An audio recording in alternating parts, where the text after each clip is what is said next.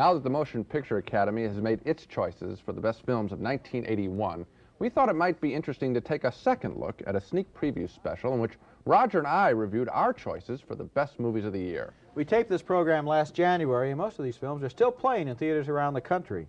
They may not all be Oscar winners, but we think they're the year's best.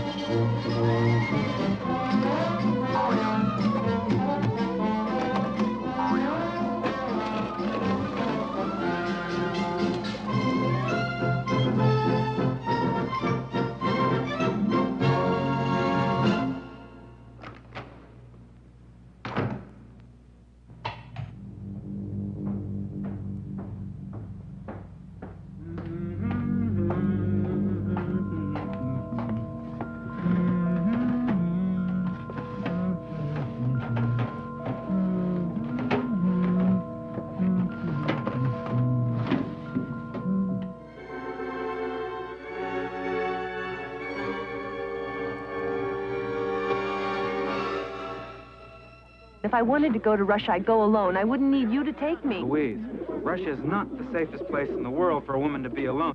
No joke, Willie. The library over there is worth millions. So? And people keep telling me you're a worthless piece of slime. I know who you are. Oh. Then... Kindly allow me to go on my way alone. And please tell no one that you have seen me in this place.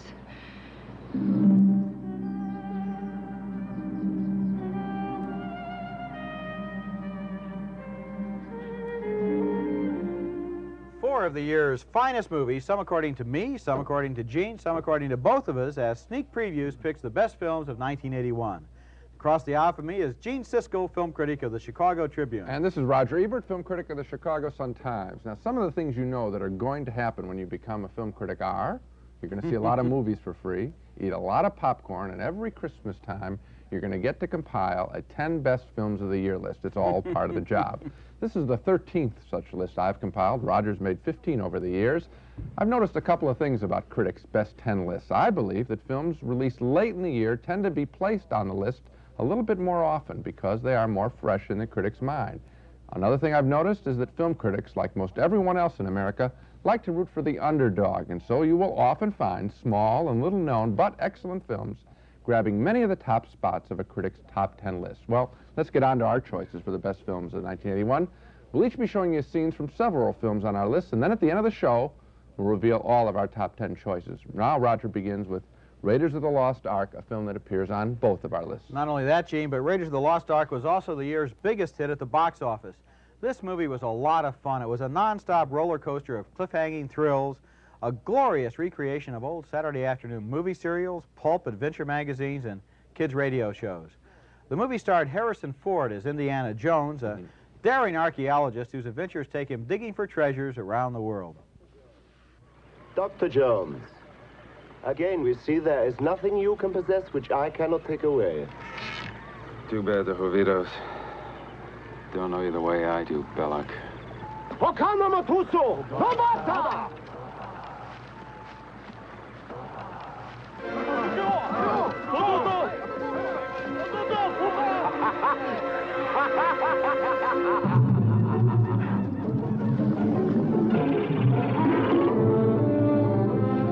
John! Start the engine! Get it up!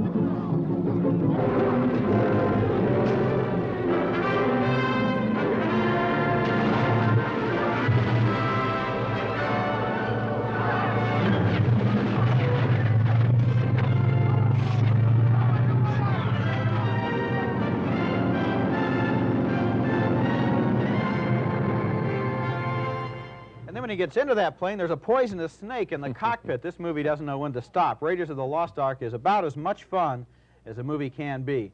It was one of those films where you kept grabbing the arm of your seat as the heroes survived poison arrows, tarantulas, sadistic Nazis, deadly snakes, car crashes, motorcycle crashes, giant boulders rolling down about to crush him. Raiders recaptured the same kind of crazy fun and excitement we used to get out of the movies when we were kids. It's a wonderful film. I loved it too. One of the tests that you can use for a good movie, and this film has it, comes from the director Howard Hawks, the late great director. He once told me that his definition of a good movie was a film that had 3 good scenes and no bad scenes. And the no bad scenes is very important. Nothing that stops the action. Nothing stops the action in Raiders. There isn't a dead moment in it. It's a beautifully constructed, high-energy film. And, you know, because the energy is so high, I think it's interesting that Harrison Ford's performance is kind of deadpan and low-key, and that works. In other words, he's kind of Indiana Jones, going through all of this stuff, poker face, trying to keep a straight face, while all of these enormous dangers are surrounding him. If he played it more up and with higher energy, it would make the film so manic that you wouldn't be able to stand it, I think. It is the year's most entertaining film, directed by Steven Spielberg. Now, my first selection is a film written and directed by one of the writers of Raiders of the Lost Ark, Lawrence Kasdan, and what a year he's had. This film that he wrote and directed is Body Heat, a movie that sounded as good as it looked. It's a romantic thriller in the tradition of such great American films of the 40s as Double Indemnity, The Postman Always Rings Twice. Like those films, it's a nighttime film, full of adults doing things they know they should not do.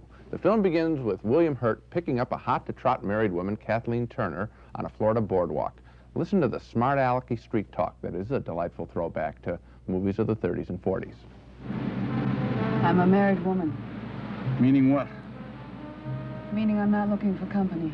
You should have said I'm a happily married woman. That's my business. What? How happy I am. And how happy is that? You're not too smart, are you? I like that in a man. What else do you like? Lazy, ugly, horny? I got them all. You don't look lazy. Tell me, does chat like this work with most women? Some, if they haven't been around much. I wondered. Thought maybe I was out of touch. How about I buy you a drink? I told you, I've got a husband. I'll buy him one, too. It's interesting how that line at the beginning of the film, I'm a married woman, always in the movies, it seems to lead to a bedroom scene, right? Well, they do get it on, as Body Heat tells a very tricky story of lust and treachery. So many films this year seem pitched directly at the teenage market, but Body Heat was refreshingly adult, and that's why it made my top 10 list. It made my top 10 list, too. One of the things I liked best about it was the labyrinthine plot. Yes. It was so complicated, so clockwork in its mechanism. Goes in deeper and deeper, and you figure it out this way, then you figure it out that way, then there's a surprise at the end. And then coming out of the film, even half an hour later, you're thinking about how things at the beginning kind of foreshadowed stuff at the end. It was great fun. I think that is a legitimate test for film critics. If we're fooled, if we're tricked, and we've seen them all, if a film can still do that to us, can really get us caught up in a conventional way, I think that's a terrific achievement. I got some calls from people who wanted to know about the last shot in the movie, not because it wasn't clear, but because they just couldn't believe that that's what she had really done. Right? Exactly. And that's a tribute, caring about the characters when the movie's over. Now we come to Reds, which is an intelligent, ambitious epic by Warren Beatty. Made my best 10 list, but it didn't make Gene's this year. Reds tells the story of John Reed, an American journalist who was an eyewitness to the Russian Revolution. And I admired it not only because of Beatty's personal audacity in even making an epic about a relatively unknown American leftist, but also because the movie did the best job of any epic since Dr. Zhivago of combining politics and violence with a great love story. I know you're doing work here, that's good, but you gotta have enough sense if you're trying to build up your reputation as a journalist to be in the right place at the right time. I appreciate your Well, advice. the place to be now is Russia. You don't have to tell me what's happening in Russia. I read the papers. Well, come with me. I want to work together as partners. I don't want a partner, and if I wanted to go to Russia, I'd go alone. I wouldn't need you to take me. Louise, Russia is not the safest place in the world for a woman to be alone. You may be a hell of a journalist, but that doesn't mean... She refuses at first, but then she's swept up by Reed's visionary idealism. Excuse me. Now, here's the thing. I'd be a fool not to take you up on this offer, so here's what I want. I want to sign my own name to my own stories, and I don't want to use a double byline. I want to be responsible for my own time and my own actions. I want to be referred to as Miss Bryant and not Mrs. Reed, and I want to keep an account of every cent we spend so that I can pay you back. Now, I assume you know that I'm not going to sleep with you, so just don't confuse the issue by bringing it up. That's it. Fine. Good. Diane Keaton has a lot of fire and conviction in this film. The performances in Reds took historic figures like John Reed and like Eugene O'Neill, who's played by Jack Nicholson, and made them into living, breathing human beings once again instead of long-ago figures from history and literature. And Warren Beatty's greatest achievement as the producer, director, co-writer, and star of Reds, this was almost a one-man project, was that he was able to bring those moments to life as they might have seen at the time, and not as chapters of political science, but as daily adventures by real people. Well, I didn't care for the film like you did. I had problems this big. The two leading characters. I saw them as two matinee idols, Keaton and Beatty, playing revolutionary figures. I think that's very unfair to them. Well, you may disagree with me, but I think it's a legitimate complaint that you can have if you don't believe the stars ever get into the roles. Okay. At the same time, what you said about the daily life of America right before the outbreak of World War I, the birth of American communism, the American Communist Party, the challenge of the labor movement and the direction it might take in the future of America, all of those people, the supporting characters, Nicholson as O'Neill, Emma Goldman, played by Maureen Stapleton, that I thought the film did exceptionally well. The film has been reviewed, perhaps even on this program, as being largely about the Russian Revolution. It's largely about the American Revolution in taste and values and political ideals at that time. I agree with you. That portrait of Greenwich Village reminds me of those last years of the teens and the beginning of the 20s, like the end of the 60s and the beginning of the 70s, when people believed, perhaps mistakenly, that there was going to be a new world order, that they were going to be on the cutting edge of some kind of an overthrow of traditional values. It's very exciting and lots of... That part of the film, I think, is exciting and commendable. Okay. My next choice is Sidney Lumet's film, Prince of the City, a study of corruption in the American criminal justice system. The film follows a young New York City police detective, played by Treat Williams, who, along with his partners, has been doing a couple of things wrong. They've been stealing drugs to use as bribes for their junkie informants, and they've also been stealing drug money for their own personal profit. As the film begins, Treat Williams decides he wants to go straight, and he talks about it with his wife. I feel lousy, Carla. The other night I was with my junkies, and I got mean. They break my heart, and I got mean. Remember what it was like when I was just starting out on the roofs? How good it felt? I want to feel that way again. This guy, Capolino, he's gonna force you to hurt your friends. People who've been good to you. Always when I hear you or Gus or Joe, any of the guys, you always say nothing's worse than to be a rat. A rat is when they catch you and make you inform. Nobody caught me. This is my setup. This is my action. And I'm never gonna hurt my partners. Well, that's what he thinks. He does not prove to be correct. I think this is one of the most mature American films made in recent years, mature in the sense that it goes beyond the standard Hollywood good guy, bad guy, cops and robbers tale. In Prince of the City, we don't meet any easily identifiable good guys or bad guys, just a lot of selfish guys, cops and prosecutors and mobsters and junkies. And rather than give us standard police action scenes, Prince of the City gives us almost a textbook case study of why some guilty people are indicted and why some others never are. It's a most impressive, intelligent film. I also have a lot of respect for this film. I like what you said about the fact that it doesn't just divide up into good guys and bad guys, as most police movies do. There are three parties here: the mob, the cops, and the prosecutors. Now, the cops believe they have an immovable force. They're loyalty to each other. But what they don't realize is that once the law comes in, there's one thing that can break down that force, and that's the facts. And that begins to divide them, and then the mob moves in and kills them off, and it's really hard to say who wins or who loses. I just found it, this film came out in September, October, around the country.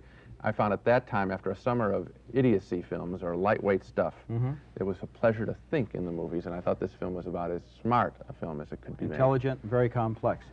My next film is Chariots of Fire, the emotionally powerful British film about two runners preparing for the 1924 Paris Olympics.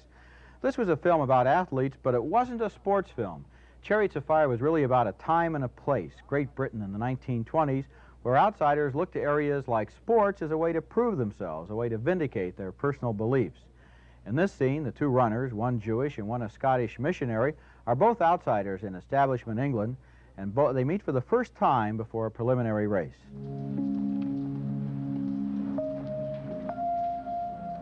Mr. Abrahams? Mr. Little. I'd like to wish you the best of success. Thank you.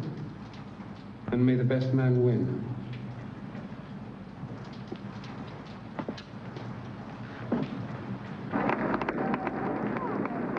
Get to your marks.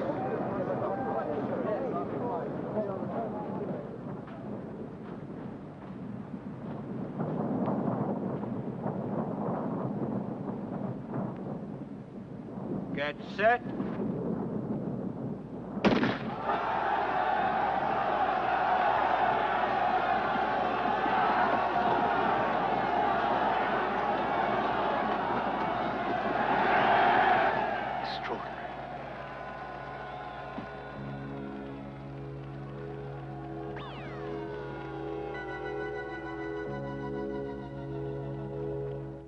The soundtrack is one of the best things about Chariots of Fire. Ben Cross and Ian Charleston played the two runners there in two remarkable performances. The movie places those performances very firmly within the context of a class-conscious British society. There are harsh and unforgiving portraits of such establishment figures as the Prince of Wales, the masters of Cambridge colleges, but there's also the vitality and drive of those two young men who want to win for the glory, but also for their own self-esteem. You know what I thought of this film? Today, sports are in the news for what? Salaries, right? The cost of the players, the cost of the teams. This film, in its own way, did remind us of what sports and athletic competition at least was about and maybe should always be about. Competition, excellence, making the body do more. You know, the running scenes in this film really excited me, and that despite the fact that these actors were not especially good runners, because we knew why they were running. We had a stake in it. It wasn't just who will win the race, which is the bottom line in a lot of sports movies, but why they're running and how they will feel about it. That's right, why they're running. That was very good and ran throughout the whole picture. My next choice is the strange and wonderful documentary about pet cemeteries in California, Gates of Heaven, a film that consists of interviews with the founders, operators, and clients of the Bubbling Well Pet Memorial Park in the Napa Valley just north of San Francisco. And here are a couple of the clients, a husband and wife, who talk about their pet's death. As you will see, the wife does almost all of the talking about their late dog. Then he came out of it, and he was perfectly normal and racing through Golden Gate Park along the Ocean Beach. And then just as suddenly, we took him over for a checkup to recheck the prior prognosis, and they said that they thought he was all right. He came home on a Wednesday afternoon, and I can recall he was so relieved to get out of that veterinarian office, having been in there all day, that he had a habit, to me, I always got a kiss on the knee area, and I recall that as probably the last time I remember him doing that. And then just as suddenly as the kiss, he seemed to go right down, and we kept phoning the vets, and they said, well, not to worry, that they didn't particularly like to eat when they were under medication. It just started to bring him in on Monday, but before that happened, we ran him to the all-animal emergency hospital, and the Dr. Benjamin there, it was too late. He was gone by then, so he just passed away on the Sunday after it. But the main thing is for people who have dogs and they don't breed them, the most intelligent thing I would recommend would be when the dog is about, I suppose the same for cats, but 2 or 3 years old, that is the time to make a decision to have them neutered. I can't believe it. I love everything about this movie. Those photographs placed on the grass so that it looks like 3D into the grass there, and the guy saying nothing, and then all of a sudden, neutered. Why do I like the film so much? Well, yes, it has some of it to do with, I suppose, people who I am laughing at a little bit, because maybe I don't believe in burying my pets in a cemetery. But I only laughed at these people for a little while. And then this strange film began to work its magic on me, because it became then more of a portrait of what some people, oh, they might call it strange behavior, but I began to think, what's so wrong about these people loving something so much? And then I began to notice that all the people interviewed had one thing in common. They all loved something very much. The people burying their pets loved their pets. One of the sons of the owner of the cemetery who was interviewed, he loves his guitar. The other son loves his salesmanship trophies. And the owner loves, well, he loves to make a profit. That's what Gates of Heaven is about. People in love with something other than another person. It truly is a film I don't think I'll ever forget. This film is also on my best 10 list. It is a mysterious film. I can see it again and again. I've seen it 3 times. I get more deeply into it every time. The choice of words, the choice of shots, the choice of people, the choice of fantasies that they have about their pets and beliefs. And it seems to me also, in addition to love, the underlying loneliness. These are lonely people, and I don't laugh at them. They're lonely just like everyone's lonely. It's a terrific film. You just listen to the language. A film that draws you, not with special effects, language. We're going to look now at another film that uses language that draws into the film. It's my #1 film this year, and it's also an unusual choice. A movie that fascinated me the first time I saw it, and it still amazes me after a couple of additional viewings, even though it breaks all the rules of movie drama. It's called My Dinner with Andre, and the title describes it. The entire movie is basically a long conversation over dinner between two old friends, Andre Gregory and Wallace Shawn, who play themselves in this movie. In this scene, they're analyzing the way that modern conveniences cause us to lose touch with our human natures. For example, Andre Gregory believes you shouldn't ever use an electric blanket. Turn on that electric blanket and it's like taking a tranquilizer. It's like being lobotomized by watching television. I think you enter the dream world again. I mean, what does it do to us, Wally, living in an environment where something as massive as the seasons, or winter or cold, don't in any way affect us? I mean, we're animals after all. I mean, what does that mean? I think that means that instead of living under the sun and the moon and the sky and the stars, we're living in a fantasy world of our own making. Yeah, but I mean, I would never give up my electric blanket, Andre. I mean, because New York is cold in the winter. I mean, our apartment is cold. It's a difficult environment. I mean, our lives are tough enough as it is. I'm not looking for ways to get rid of the few things that provide relief and comfort. I mean, on the contrary, I'm looking for more comfort because the world is very abrasive. I mean, I'm trying to protect myself because really there are these abrasive beatings to be avoided everywhere you look. There's that wonderful point-counterpoint between Andre Gregory as the intellectual and Wallace Shawn as the ordinary guy. What's going on here? Electric blankets are not all they talk about over dinner. The conversation also touches on giant cabbages, Tibetan monks, weird theatrical rituals by moonlight in Poland, and the accuracy of fortune cookies. Now, underlying all of these topics is a more serious theme, Andre Gregory's conviction that modern life is causing us to lose touch with nature and with our own human natures. Now, you'd think an entire film of conversation would be boring, but I didn't find it that way at all. My Dinner with Andre grows and grows on you, becomes spellbinding. It's a great film. While we were watching that scene, you said a great thing to me. You'd like to see this film every 5 years, just to keep in touch, and I think I know what you want to keep in touch with. I think what we want to keep in touch and how we respond to this film is thought, language, trying to be better, trying to be right, trying to stand up, as he says, and I think he's right, that we are losing touch with the natural life. Also, I think the film captures this moment, which will make it fascinating 10 or 20 years from now. If 10 years ago in the 60s we were looking for some kind of an inner trip or some kind of inner spiritual renewal or something, now I think we're kind of guilty. We're concerned about, do we eat the right things? Do we behave in the right way? Do we think the right things? Do we have the right attitude? Yeah. What values do we have? How do we get through life? This film addresses itself to And those you questions. also have, while you're watching this film, you're saying, who am I more like, Andre or Wally? And who are you more like? You know, Andre. I thought so. Me too. Okay. Oh, that's interesting. All right. My #1 film of the year is Milos Forman's Ragtime, a remarkably concise portrait of the American national character, while telling the story of a black man who goes on a rampage against some bigoted firemen who have vandalized his prized possession, a new Model T car. James Cagney, in his first film performance in 20 years, plays the police officer who calls the fire chief to task.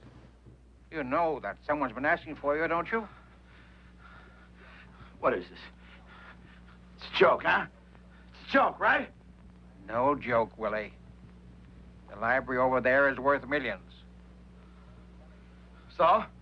And people keep telling me you're a worthless piece of slime. Hold on, can't talk to me like that! Shut up, Willie. You're going to help us now. You're going to talk to that troublemaker, and I mean talk hard like you never talked before. Because he wants you, Willie. And if you can't make him change his demands, he's going to get you. I don't have to do this. I want a lawyer. Waldo, library, please. I got my rights, you know. Walker? Speaking. We have the fire chief for you. Send him over. Take it. And he takes it. Ragtime is my favorite film of the year because for me it is a kaleidoscope of the various aspects of the American national character, displaying our friendliness, our openness, our love of power, our love of money, our freedom, our bigotry, our inventiveness, our small-mindedness, and best of all, our independence. I happen to think Ragtime is every bit as rich as the fine book upon which it is based, a richness owing to the filmmaking power of its director Milos Forman, and a host of marvelous performances by almost every member of its distinguished cast. I love the film. I also admire the film very much. It didn't quite make my top 10. It just dropped down in 11th or 12th place. Something I'd like to mention, having just seen this clip, is the Cagney performance. Not just because it's an interesting performance and a good performance, which we've already said on this program, but because it shows us something about the quality or mystery of an individual human life. Here's someone we haven't seen in 20 years. He's gone off to his farm.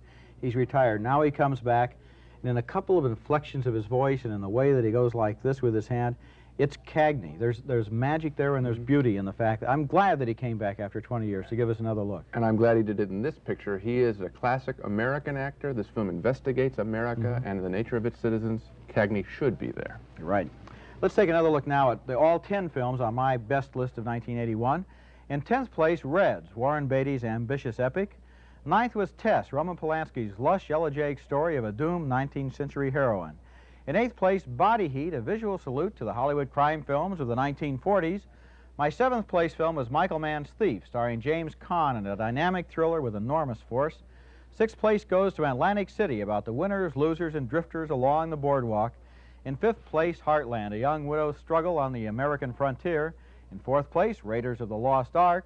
3rd was Gates of Heaven, that fascinating documentary about pet cemeteries. 2nd place, Chariots of Fire, the British film about two runners in the 1924 Paris Olympics. And my choice for the year's best film, My Dinner with Andre, a brilliant exercise of the art of conversation. And now for my list. In 10th place, The French Lieutenant's Woman, Meryl Streep and Jeremy Irons in an adaptation of John Fall's romantic novel. Number 9, Body Heat. In 8th place, Melvin and Howard, which is a 1980 film as far as the Academy Awards are concerned, but which opened in more American cities this year. It's an American picaresque of the Howard Hughes and the Mormon Will. Number 7, Prince of the City. And number 6, Bye Bye Brazil, The Portrait of a Nation, and a traveling carnival of entertainers, all in transition. Gates of Heaven is number 5, and number 4, Mon Oncle D'Amerique, Alain René's study of why we behave the way we behave. Raiders of the Lost Ark is number 3, My Dinner with Andre is number 2, and finally, my number 1 film of 1981, Ragtime, an extraordinary portrait of the American nation and national character in 1906 and maybe now. And we're not done quite yet, because 1981 contained a film event that cannot be contained in a 10 best list, but it's worthy of mention. It was the film event of the year, the reissue of Abel Gantz's 1927 silent film, Napoleon, which played in various cities around the country, accompanied by a live orchestra right in the theater. I admired it, too. It was a great movie-going experience. That's all for this program on the year's best. Join us next time we review 4 new films, and until then, we'll see you at the movies.